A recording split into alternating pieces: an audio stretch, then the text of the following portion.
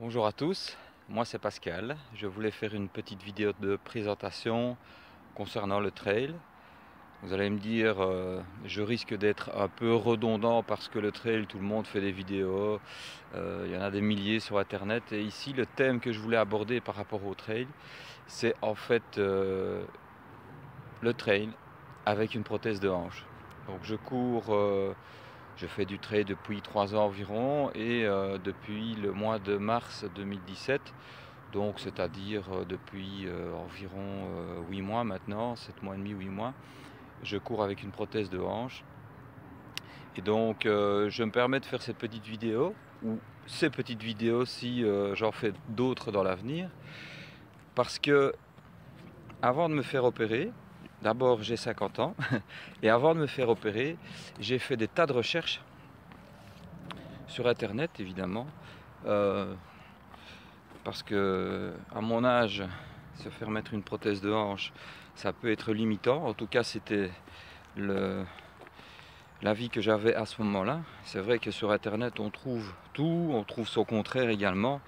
J'ai eu l'occasion d'avoir des informations sur des forums de gens qui se posaient des questions, faire du sport, on ne parlait pas spécialement que de course à pied, continuer le sport avec une prothèse de hanche.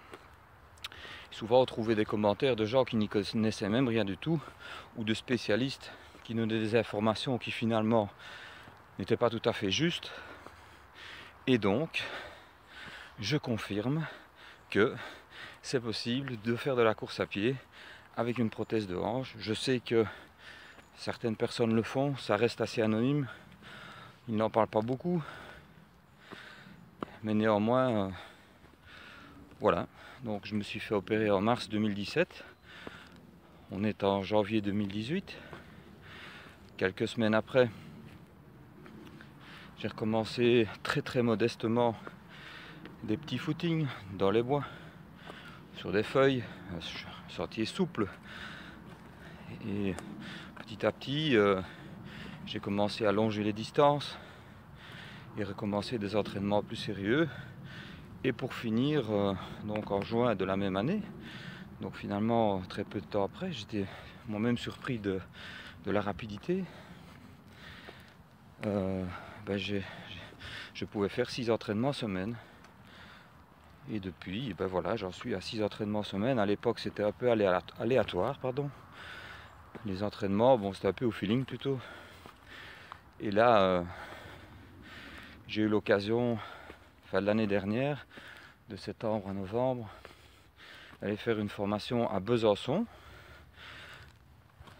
en coaching sur le trail. C'était une nouvelle formation qui démarrait.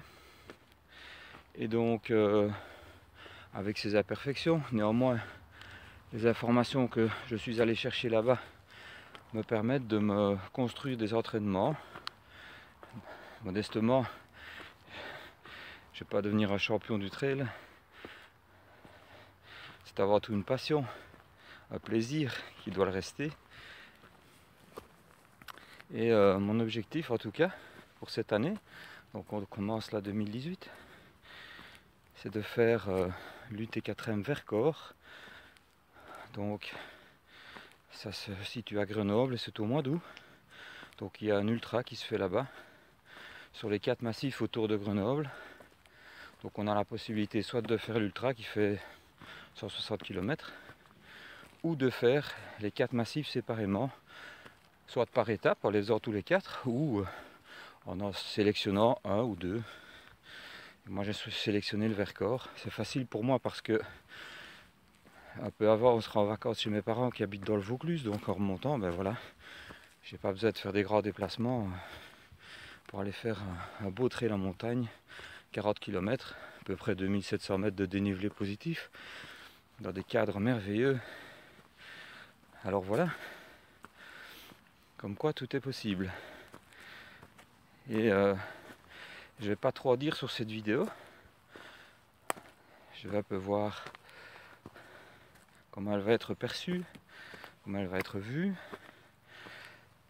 Pourquoi pas d'autres vidéos dans l'avenir. En tout cas, pour l'instant, je suis en train d'écrire un livre, modestement également. C'est plutôt un livre qui va se présenter un peu comme comme un carnet de bord. Voilà, plus ou moins au jour le jour. C'est un carnet de bord, un livre qui a démarré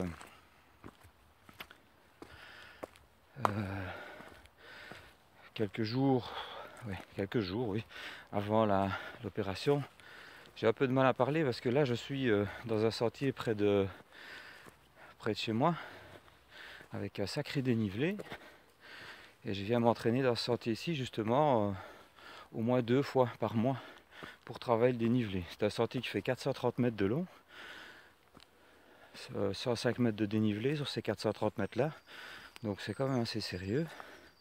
Et quand j'ai envie de faire du dénivelé, je viens ici, je monte, je descends autant de fois que je veux pour préparer mon entraînement. Donc voilà, j'étais en train de parler de mon livre. En tout cas, je suis en train de recopier, de le peaufiner un petit peu pour l'instant. Et donc ce livre, je pense que je disais que je l'ai commencé un peu avant l'opération. Évidemment, je parle beaucoup de comment je vis la chose pendant, ce qui se passe à l'hôpital, et puis après.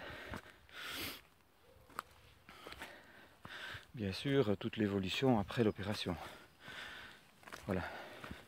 Je fais tout ceci, non pas pour me mettre en avant, mais simplement parce que je me rends compte que par toutes les informations que j'ai trouvées sur Internet, il y a beaucoup de gens qui se posent des questions sur la pratique du sport avec ou après une prothèse de hanche. Et beaucoup se refusent, parfois à cause de leur âge jeune, de mettre une prothèse de hanche. Mais les prothèses de hanche qu'on pose actuellement, en tout cas pour ma part, je suis allé à la clinique universitaire de Bruxelles. J'ai trouvé un chirurgien là-bas extraordinaire qui opère des sportifs. Donc j'étais à la bonne adresse.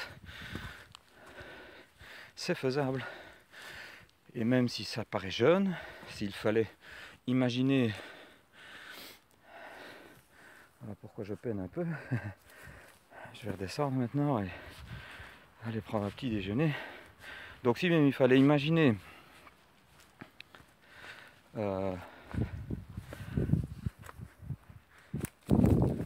changer cette prothèse, et bien avec le type de prothèse qu'on pose là-bas, c'est tout à fait faisable.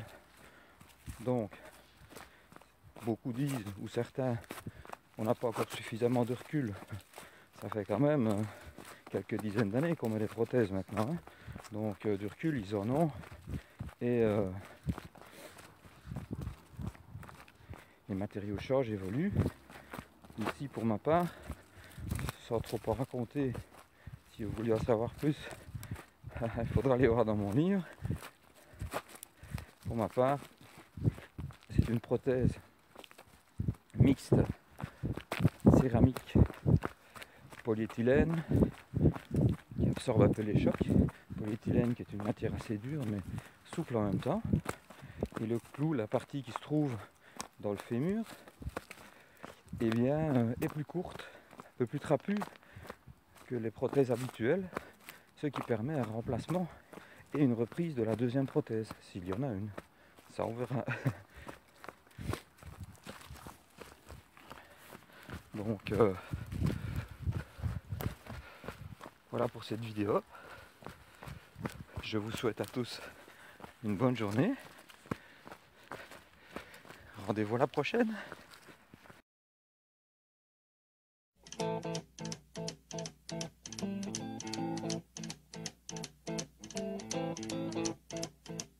Rumors spreading round United Texas town about the shack outside the game. And you know what I'm talking about. Just let me know if you wanna go.